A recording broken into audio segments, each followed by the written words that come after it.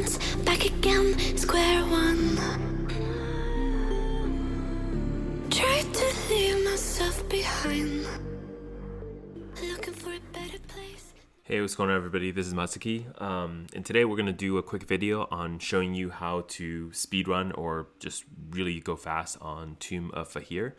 I'm running this series because I'm still doing, when I do pug runs with just random people, I still see people just not understanding how to do this. So basically show you guys. The first thing you want to do when you hit the tomb is you do want to split your team into two. So 2 players should go to the left, 2 players should go to the right. The reason you do this is because there are 2 idols, idol rebirth and soul, I think. Basically, you have to beat both idols to be able to open the gate to go in the center. So the first thing you should do is go to the left and go to the right, depending on. And basically, you don't even have to even coordinate this thing. It's pretty obvious. If you're the first player, just pick any side. Second player, same thing.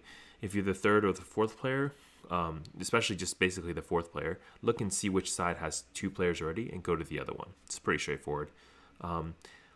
Once you defeat the idols, walk back to the center and open the chamber. So you can directly open the chamber in the center, walk directly through and start the boss.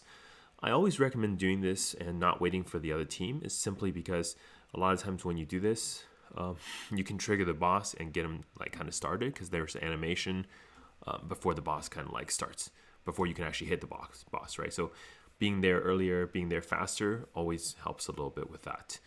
The rest of the battle is kind of straightforward, right? You just kind of like go through the elevator sequence and then go through basically hitting the spider.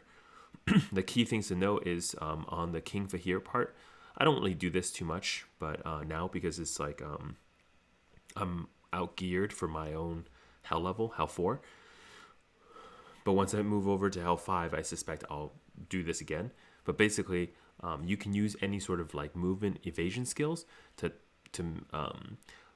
jump across his attack, the one that's like sucks everybody in. So for example, Demon Hunter, I use the daring swing, and it works really well because it basically doesn't even slow you down for your DPS. You can keep fighting. He'll kind of channel his staff for a couple seconds. I think it's like 3. And then once that happens, you could do the daring swing, and then you can actually avoid the attack. Again, I don't do that too much anymore because I can just kind of tank the damage. But I think once I go to hell 5, I'll do that again, because it does increase your overall speed of clearing if you can get that part done. Again, after the Fahir boss, you're going to be in the elevator sequence. Pretty straightforward. Get everybody on the elevator as soon as possible to start the elevator going down. This part of the battle, just clear all the mobs as fast as possible, which will, you have 2 rounds of fighting that center boss, and then once that's done, then you'll the elevator will crash and you'll hit the bottom. And once you hit the bottom, you'll go to the 3rd room or the last room of this temple or tomb. Basically, you'll fight the giant spider. The strategy for the giant spider is like this. He has 4 legs, which you have to kill in 2 different segments or phases. So phase 1, you have to hit both or kill both legs, so 1 at a time. And then once you do that, he kind of falls forward and you can hit his face for damage. That's phase 1. And then basically once you hit his face for enough damage, then he gets back on his feet, and you're going to have to hit 2 more legs in the back. So there's 2 more that you have to do, very similar to phase 1. Phase 2, he does spit like a net that could potentially trap you, do some damage. Any evasion skill like a daring swing can get you out of that, so it's not really that big of a deal when that happens. If you are playing Demon Hunter, I recommend just setting the turrets in the middle. That way it can have the possibility of hitting both legs at the same time. Aside from that, pretty much after phase 2, you can just power through the entire boss, the rest of this life bar, and it's pretty straightforward, and then that's it for the end of the reward.